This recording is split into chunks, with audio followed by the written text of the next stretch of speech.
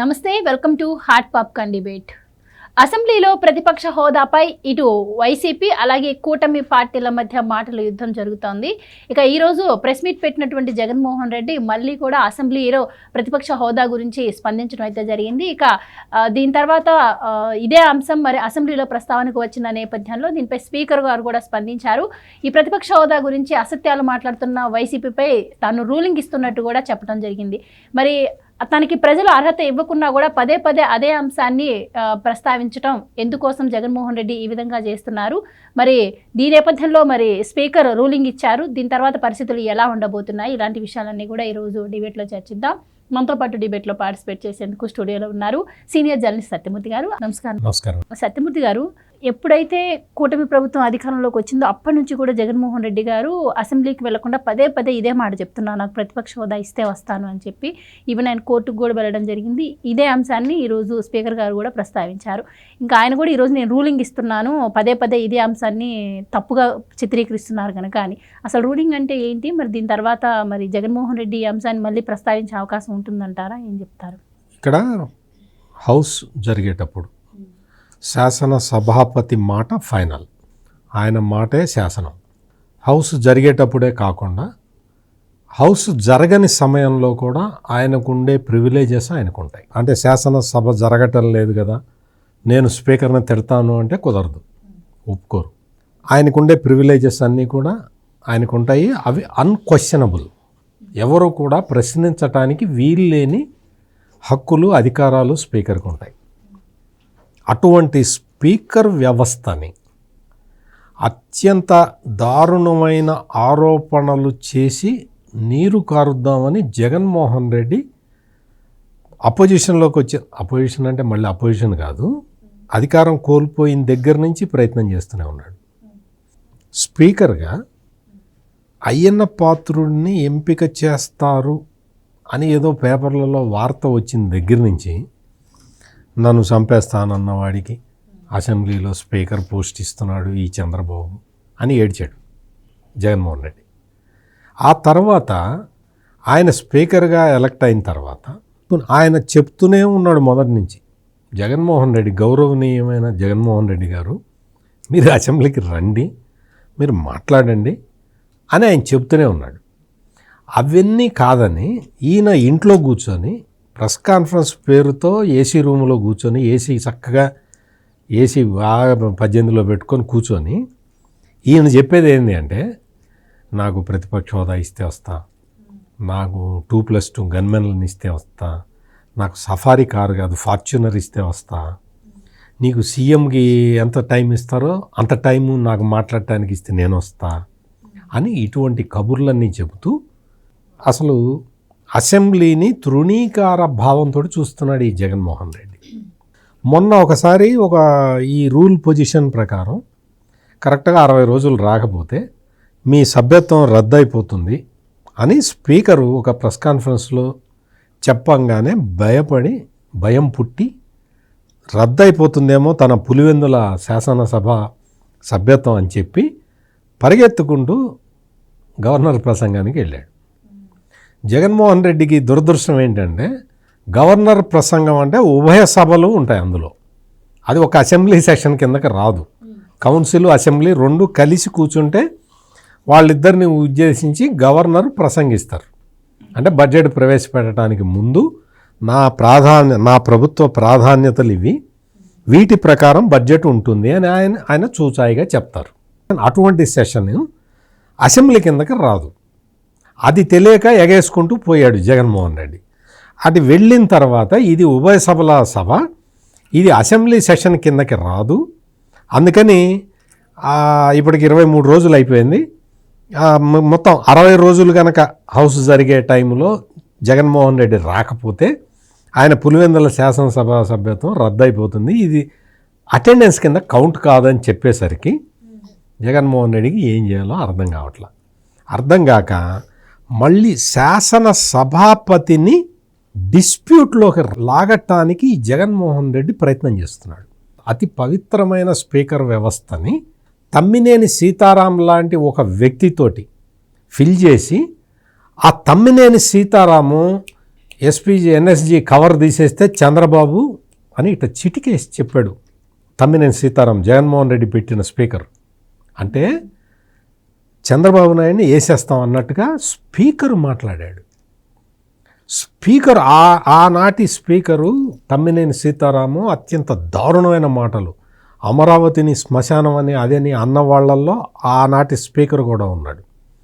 అంటే స్పీకర్ వ్యవస్థని తన కాళ్ళ కింద బానిసలాగా చూసిన వ్యక్తి జగన్మోహన్ రెడ్డి. ఇప్పుడు కూటమి ప్రభుత్వం అధికారంలోకి వచ్చిన తర్వాత స్పీకర్ వ్యవస్థని అత్యంత పవిత్రమైన వ్యవస్థగా మళ్ళీ తీర్చిదిద్దింది. డిప్యూటీ స్పీకర్ని తీసుకొచ్చి రఘురామకృష్ణరాజుని డిప్యూటీ స్పీకర్గా పెట్టి మీరిద్దరూ శాసన వ్యవస్థని మీరు ప్రక్షాళన చేయండి అంటే వాళ్ళంతా కూడా మంచి కన్జీనియల్ అట్మాస్ఫియర్ తోటి సభను నడుపుతూ ఉన్నారు. ఈ నడుపుతూ ఉంటే ఇతను ఏం చెప్తున్నాడు అంటే నాకు అపోజిషన్ స్టేటస్ ఇవ్వాలి అంటాడు.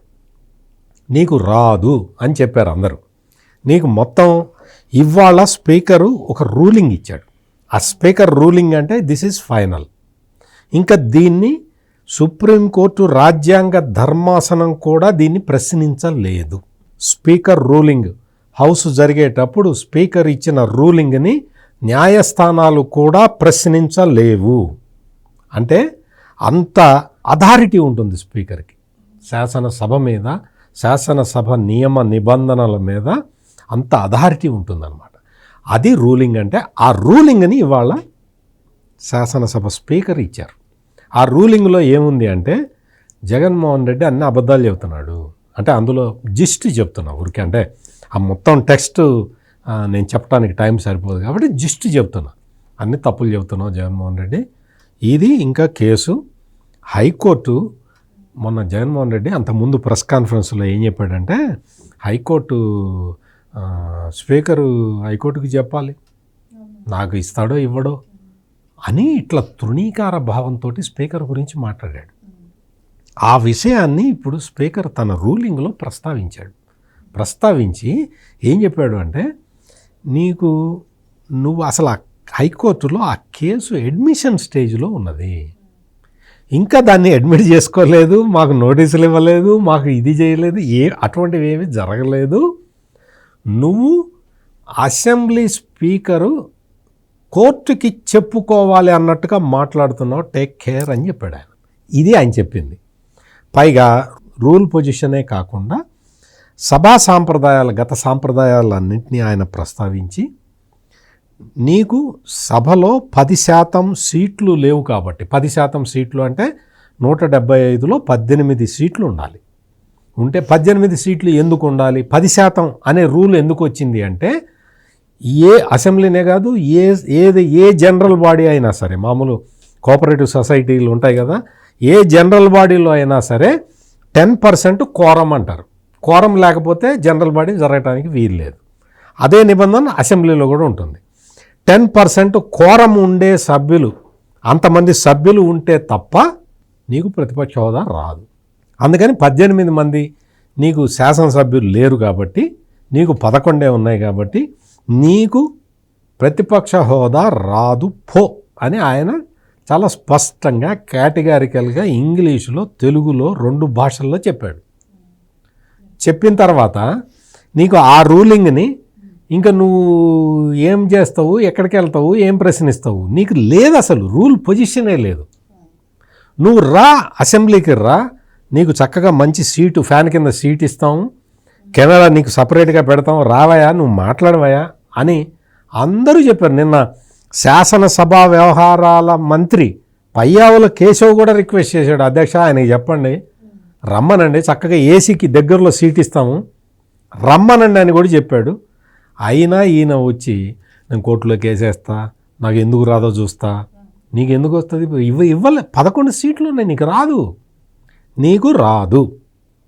అందుకని ఇప్పుడు ఈ రోజున స్పీకర్ రూలింగ్ ఇచ్చిన తర్వాత దీన్ని ధిక్కరించి, రూలింగ్ని ధిక్కరించి జగన్మోహన్ రెడ్డి మాట్లాడితే ఆయన శాసనసభ సభ్యత్వం 60 రోజులు హౌస్కి అటెండ్ కాకపోతే పోతుందని ఇంతకుముందు చెప్పా కదా. ఈ రూలింగ్ని ధిక్కరిస్తే సభకి పిలిచి అడ్మానిష్ చేస్తారు. జగన్మోహన్ రెడ్డికి ఇది తెలీదు, జగన్మోహన్ రెడ్డికి చెప్తున్నా నేను, స్పీకర్ రూలింగ్ని ధిక్కరించి ఈసారి నువ్వు జగన్మోహన్ రెడ్డి నువ్వు ప్రతిపక్ష హోదా గురించి నువ్వు మాట్లాడితే ఈ రోజున స్పీకర్ ఇచ్చిన రూలింగ్ని నువ్వు ధిక్కరించినట్టు. నువ్వు స్పీకర్ ఇచ్చిన రూలింగ్ని ధిక్కరిస్తే నిన్ను సభకి పిలిచి బోను కట్టి అక్కడ ఆ బోనులో నువ్వు చేతులు కట్టుకొని తలకా ఉంచుకొని నిలబడితే నిన్ను సభ అడ్మానిష్ చేస్తుంది. అడ్మానిష్ చేయడం అంటే అది డిక్షనరీ చూసి తెలుసుకోమని చెప్పు. అడ్మానిష్ చేస్తుంది సభ. అందుకని జగన్మోహన్ రెడ్డి ఇంకా నీ ఆట కట్టు. మంచి క్వశ్చన్ అడిగావమ్మా. ఎందుకంటే జగన్ రెడ్డి సైకాలజీ గురించి మనం విస్తృతంగా చర్చించుకోవాల్సిన అవసరం ఉంది. అతని మానసిక స్థితి ఏంటి అంటే అతను ఒక ఇంట్రోవర్ట్, అతను చాలా భయస్థుడు, అతను చాలా అంటే మామూలుగా ఒక నేరపూరిత స్వభావం కలిగిన వ్యక్తి. ఈ 3 క్యారెక్టర్లు ఉన్న వ్యక్తి బయటికి వచ్చి పబ్లిక్ని ఫేస్ చేయటం అనేది సాధ్యం కాదు. అందుకనే జగన్మోహన్ రెడ్డి ఏం చేశాడు అంటే మా అన్న టైగరు, మా అన్న సింహం, మా అన్న పులి, మా అన్న అది ఇది అని చెప్పి జంతువులతోటి ప్రచారం చేయించుకున్నాడు బాగా. తర్వాత ఇతను భయస్థుడు. అందుకని భయస్థుడు కాబట్టి నాకు భయం లేదు, నాకు భయం లేదు, నాకు భయం లేదు అని చెప్పి ప్రచారం చేసుకున్నాడు. జగన్మోహన్ రెడ్డి చెప్పేవన్నీ అబద్ధాలు, అన్నీ అబద్ధాలే, ఒక్కటి కూడా నిజం ఉండదు. అటువంటి వ్యక్తి ఏం చేసుకున్నాడంటే మాట తప్పను మడమ తిప్పను ఆ గాడిద గుడ్డు అని చెప్పి విపరీతంగా ప్రచారం చేసుకున్నాడు. నేను రాజశేఖర రెడ్డి బిడ్డని, రాజశేఖర రెడ్డి అసలు అది ఇది అని చెప్పి ప్రచారం చేసుకున్నాడు. చెప్పేవన్నీ అబద్ధాలు కాబట్టి అట్లా ప్రచారం చేసుకున్నాడు. అతనికి ధైర్యం, స్వతహాగా ధైర్యం లేదు కాబట్టి పులి, టైగరు, సింహం, ఎలుగుబంటి అని ప్రచారం చేసుకున్నాడు. ఇట్లా అతను ఇంట్రోవర్ట్ కాబట్టి తనేదో పెద్ద వాక్చాతుర్యం ఉన్న వ్యక్తిలాగా పోజు కొట్టడానికి ఈ మీటింగులు అవన్నీ అరేంజ్డ్ ప్రెస్ కాన్ఫరెన్సులు, రికార్డెడ్ ప్రెస్ ఇవన్నీ పెట్టుకున్నాడు. అంటే జగన్మోహన్ రెడ్డికి పెద్ద నాలెడ్జి ఉంది అని చెప్పటానికి వీలుగా రకరకాల ప్రయత్నాలు చేసుకొని మీరు ఎప్పుడన్నా చూడండి. మీరు ఇప్పుడు నేను చెప్తున్నా కదా, మీరు ఏ ప్రెస్ కాన్ఫరెన్స్ కానీ ఏ మీటింగులో అయినా కానీ ఏదన్నా ఒక క్వశ్చన్ అడిగితే జగన్మోహన్ రెడ్డి హావభావాలు మీరు చూడండి. It is a lengthy question అంటాడు. నువ్వు లెంగ్తీ క్వశ్చన్ ఏంటి? క్వశ్చన్ అడిగితే సమాధానం చెప్పాలి. ఇందాక కూడా ప్రెస్ కాన్ఫరెన్స్లో క్వశ్చన్ అడుగుతూ ఉంటే ఒక రిపోర్టర్, ఎవరో అక్కడికి వచ్చే 4-5 రిపోర్టర్లు కూడా వాళ్ళు పిలిచిన రిపోర్టర్లే. వాళ్ళు పిలిచిన రిపోర్టర్లలో వాళ్ళకి నచ్చిన రిపోర్టర్లో ఒకడు క్వశ్చన్ అడుగుతూ ఉంటే సీట్లో నుంచి ఇట్లా లేస్తున్నాడు, వెళ్ళిపోతూనే ఉన్నాడు. సమాధానం చెప్పే ఓపిక లేదు అతనికి. ఏం క్వశ్చన్ అడుగుతాడో, నా సొంత మనిషి అయినా సరే ఏం క్వశ్చన్ అడుగుతాడో అని భయం. మనిషి కళ్ళల్లో, జగన్మోహన్ రెడ్డి కళ్ళల్లో భయం కనపడుతూ ఉంటుంది.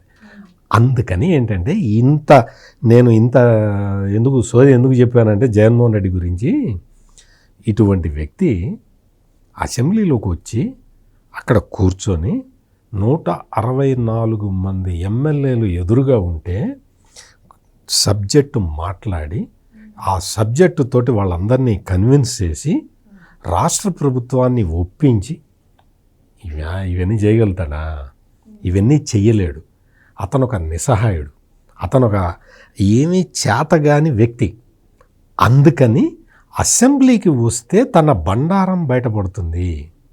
ఇందాక అంకమరావు గారు చెప్పారు కదా, అసెంబ్లీకి వస్తే నీకు చంద్రబాబు నాయుడు 2 గంటలు మాట్లాడతాడు, నువ్వు కూడా 2 గంటలు మాట్లాడని, నేను స్పీకర్ అయితే నేనే టైం ఇస్తాను నీకు నువ్వు చంద్రబాబు నాయుడు మాట్లాడినంతసేపు నీకు టైం ఇస్తా, నువ్వు మాట్లాడాలి అని కండిషన్ పెట్టి నేను టైం ఇస్తా. అట్లా టైం ఇస్తే చచ్చింది గొర్రె అని మా ఊళ్ళో సామెత ఒకటి ఉంటుంది.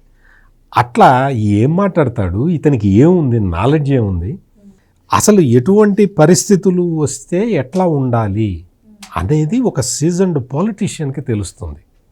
ఇతనికి ఏం తెలుస్తుంది? మొత్తం తెలుగుదేశం పార్టీలో 23 మంది శాసనసభ్యులు ఉంటే అందరినీ 23లో 4 లాక్కున్నాడు. 19 మంది ఉంటే 18 మందిని సస్పెండ్ చేస్తే చంద్రబాబు నాయుడు ఒక్కడే అసెంబ్లీలో నిలబడి ఆయన మాట్లాడుతూ ఉంటే, వీళ్ళు పిల్లి కూతలు కూస్తూ ఉంటే ఆయన చెలించకుండా అక్కడే నిలబడి వీళ్ళకి వైసీపీ ఎమ్మెల్యేలు అంటే మనకు తెలుసు కదా, అంత రౌడీలు గూండాలు వీళ్ళు కదా, అటువంటి రౌడీలు గూండాలు కూడా హెకిల్ చేస్తూ ఉంటే, తొడగొడుతూ ఉంటే, అనిల్ కుమార్ యాదవ్ అనేవాడు తొడగొడుతూ ఉంటే ఈయన ఏమి చెలించకుండా తను చెప్పాలనుకున్న సబ్జెక్టుని చెప్పి, ఆ రోజున స్పీకర్ స్థానంలో ఎవరున్నారు? తమ్మినేని సీతారాం ఉన్నాడు. తమ్మినేని సీతారాం అనే అంటే నేను జగన్మోహన్ రెడ్డి భక్తుణ్ణి, జగన్మోహన్ రెడ్డి పాదాక్రాంతుణ్ణి అని చెప్పిన వ్యక్తి తమ్మినేని సీతారాం. అటువంటి వ్యక్తి స్పీకర్ స్థానంలో ఉన్నా కూడా చంద్రబాబు నాయుడు తన వాయిస్ని వినిపించాడు. మీదంతా చెప్తుంటే ఒక డౌట్ కూడా వస్తుంది సార్.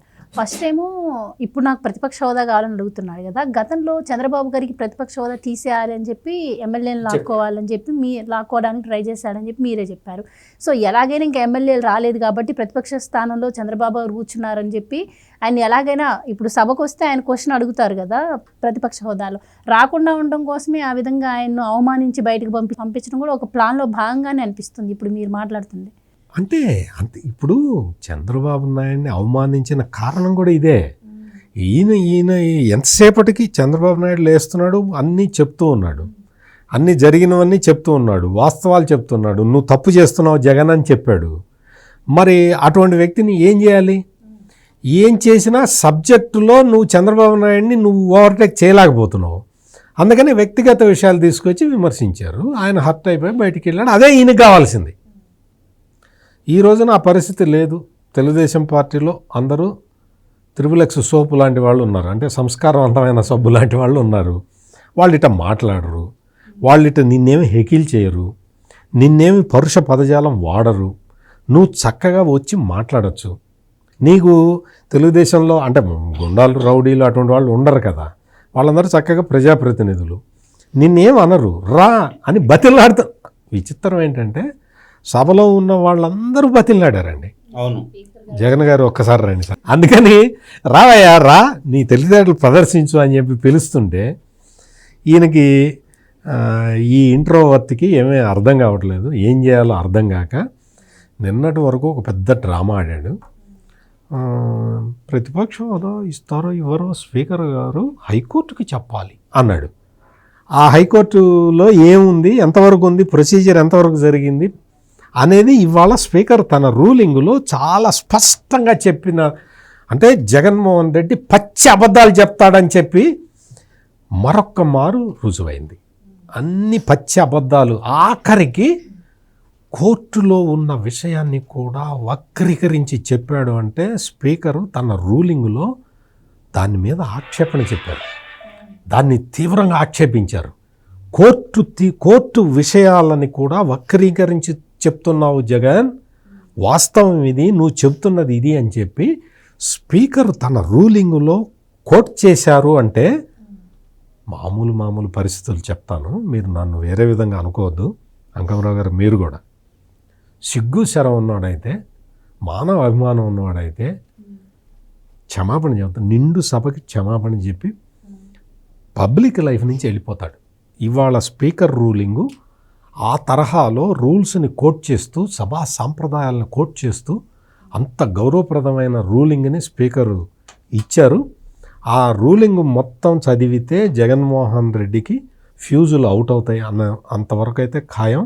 అతనికి సిగ్గు శరం మానవ అభిమానం అటువంటివి ఏమన్నా ఉంటే శాసన సభాపతికి క్షమాపణ చెప్పాలి, శాసన సభకి క్షమాపణ చెప్పాలి.